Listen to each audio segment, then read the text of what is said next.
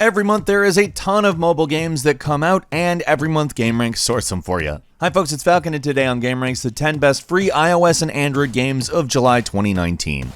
Coming in at number 10, it's Dark Sword 2, a stylized, side-scrolling, high-action RPG that really has a unique look and feels incredibly high energy. Now, in a lot of respects, I would say that this game graphically looks significantly better than the first. It has far more complex lighting effects and feels, honestly, a little bit faster. If you ever played the first, it has some pretty smooth combat, and I feel like that has been enhanced a little bit here. It's a really good game, especially if you're looking for some hack and slash action. They really ran with color this time around, and I think it really benefits from that specifically. Dark Sword 2 is a killer hack and slash out on iOS and Android now. Check it out. And moving on to number 9 is Gigantic X, a top-down shooter with a sci-fi aesthetic, and I'm gonna go ahead and say this is definitely one you gotta check out. While it's not as if there are no top-down shooters on iOS or Android, this is probably one of the better ones in my opinion, especially recently. It takes on kind of an aesthetic of Mass Effect and Halo in its character design, but for the most part it looks very little like those games on the screen as the game's playing. And in a lot of ways you're kind of basically going out and attacking other alien races, which is questionable, but hey, it's a game, and sometimes you really just kind of need an excuse for a shooter, and that's what the story is, I have a feeling here. The shooter itself is quite competent. This is a game with a fair progression system too. Like, free games tend very much towards pay to win. This is not. It actually works, and in a lot of ways feels like a much bigger, more complete experience than a lot of mobile games. Gigantic X will take up a ton of your time. It's a fantastic shooter, and it's out on iOS and Android right now. Continuing on to number 8, it's Battle Disc. Battle Disc is one of those very simple, very fun, addictive, time-passing, goofy little things. Now, it's not going to shock you or blow your mind or anything like that, but it is going to give you a very good time. It's basically air hockey with some additional twists. Your opponent basically sets up defenses, you have to throw a disc at them, and the way that stuff kind of works reminds me of air hockey a lot. It's not fully air hockey because you're not just beating a disc back and forth. You're catching and throwing and trying to break through defenses, which are built up in various different ways, and honestly, it really works. I spent way more time on this game than I probably should have, given how simple it is to pick up and play. I feel like they did a good job of making it have enough variety that it's worth continuing to invest time in, and that's really valuable when you make something that's simple but fun, so to speak. It is amazing, it is highly addictive, you will be playing this for a long time after you try it. It has some very annoying ads, I am not going to pretend it doesn't, but it's overall pretty darn worth enduring them. Battle Disc is out on iOS and Android right now. Moving on to number 7 is Teppen. Now, Teppen sounds like Tekken. It's not Tekken. It's actually a card game with all of the Capcom characters, which are actually totally unrelated to Tekken, so get the Tekken thing out of your head. Now, as far as what this actually is, it is a much more traditional card game that will, in a lot of respects, remind you of the sort of Clash Royale-oriented genre. However, it is not a MOBA, it is not Battlefield-oriented, it is a straight, pure card game that takes on some of the aspects that, interestingly enough, were borrowed, I think, from card games in the first place. You play your cards, and your cards basically interact with each other through a timed sort of visualization. It's actually a really good idea, and it's really fun to have all the Capcom characters together to do this kind of a thing, and it really honestly works. Teppen is a hell of a lot of fun. If you're interested in a card game, you need to give it a shot, because I think it's really different, but at the same time, familiar in all the best ways. Teppen's out on iOS and Android right now.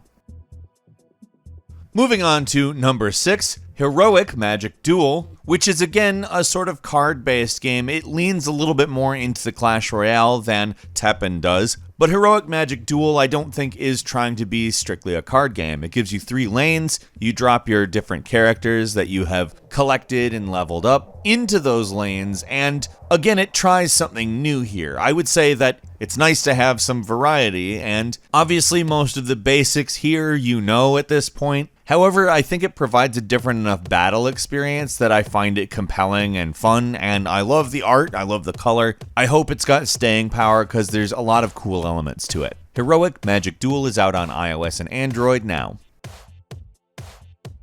Coming in at number 5, it's the mighty quest for epic loot. Now, this game is a one-thumb action RPG, and in every way it works. We've talked about a couple of these games in the past, but this game really takes it all and unifies it into a working, ongoing experience. I would say the closest competition is probably Nonstop Night, which this kind of unapologetically borrows from. I would say if you do like Nonstop Night, you'll probably like this game. I enjoy both, personally. I think that they both offer different enough paths and different enough environments and characters that they're both certainly worth playing, and Ubisoft did a pretty good job with this. Honestly, this could have been vapid and horrible and just like a mindless ripoff of another game, but instead of being vapid and horrible, it's just a good ripoff of another game. I understand that doesn't sound like a great compliment, but it actually is. Nonstop Night's a great game, and this is a great game. It could have been horrible, but it's not. It's great. The mighty quest for epic loot is out on iOS and Android now.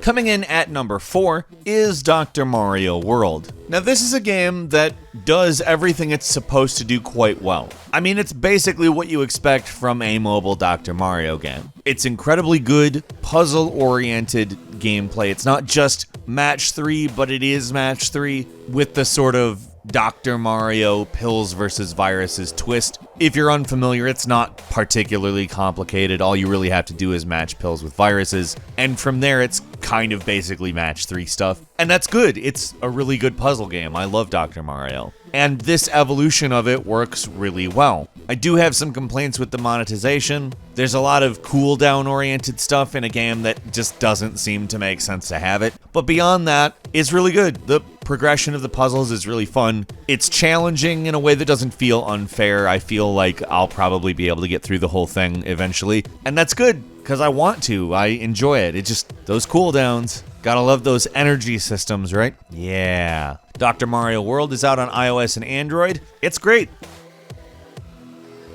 Coming in at number 3, it's Dota Underlords, which bears a lot in common with Heroic Magic Duel, except for it of course handles everything on a much larger grid. Things are still handled in the sort of track way, and in a lot of ways it seems more specifically a Valve game, if that makes sense. Or rather a Valve live service. However, it's more expected on mobile. It's more maybe simplified than what you might expect from a Dota title, but in a lot of respects that's not necessarily bad. Although I'll say it possibly could have been simplified more.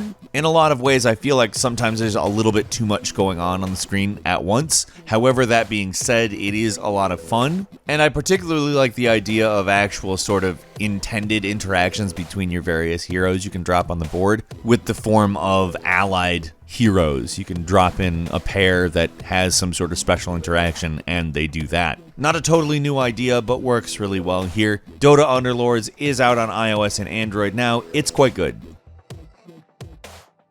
Moving on to number 2, it's Sky Children of the Light, which is a game coming to us from the creators of Journey. It is as beautiful as Journey in every respect. In some cases, I think even prettier. What I like about this one is you have character customizations. That's something you didn't have in Journey, and you'll recognize a lot of the gameplay elements if you have played Journey. It is that kind of a game, and it really nails the idea of sort of building on that idea. Sky Children of the Light is out on iOS. It is in the pre-registration phase on Android. It's great. Give it a shot. And finally, coming in at number 1, it's Attack on Titan Assault, which is a turn-based RPG that is a big change of pace as far as Attack on Titan video games go. Most of the time we've been treated to games that attempt to capture the feel of battle. This one spends more time on strategy and actually quick time events. In a lot of ways, it's very typical of a mobile RPG, but it also brings us Attack on Titan as a skin and an aesthetic and a story, which works. It doesn't do a lot to play with the genre, so to speak, of the mobile turn-based RPG, but it's a slick and enjoyable presentation that I'm not really 100% sure needs to. It kind of just works. and it doesn't need to be a lot more or a lot less. I don't know it's going to have the kind of staying power that some of the games I've mentioned today have, but it's a very good use of a licensed property in a popular genre. Attack on Titan Assault is out on iOS and Android right now. And of course, we have a couple of bonus games for you. As you know, that is where we are putting the paid games that were great this month. There's not as many paid games anymore, but when they're good, we want to mention them. First off is Professor Layton Diabolical Box in HD. It's a digital remaster, and if you've ever played this game, you know exactly how good it is. If not, it's mystery solving. Highly recommend Layton Diabolical Box. It's a bit steep in price at $9.99, but I would say it's actually worth it. It's the full experience and it's really enjoyable. It's out on iOS and Android now. Next is Rooms, the Toymaker's Mansion, a very unique looking puzzle platformer. It's actually quite creative and does its job very well. Rooms, the Toymaker's Mansion is $4.99 and it's out on iOS and Android now. And our final game is actually two games. It's Doom and Doom 2, which were just released for Android and iOS. They're both $4.99. They're the first two Doom games. Doom 1 comes with the flesh consumed, in case you're wondering, and obviously these aren't particularly complex games. They should run good on your device, but they are really nice. It works very well. Doom and Doom 2 obviously just still hold up. They're fantastic games. Like I said, they're $4.99 a piece, and they're out on iOS and Android right now. What games did you play this month on your phone? Leave us a comment, let us know what you think, and if you enjoyed this video, please do not forget to click the like button. If you're not subscribed, now's a great time to do so. We upload brand new videos every day of the week, and the best way to see them first is, of course, a subscription, so click subscribe, and don't forget to click the notification bell. As always, thank you very much for watching this video. I'm Falcon. You can follow me on Twitter at Falcon the Hero, and we'll see you next time right here on gameranx.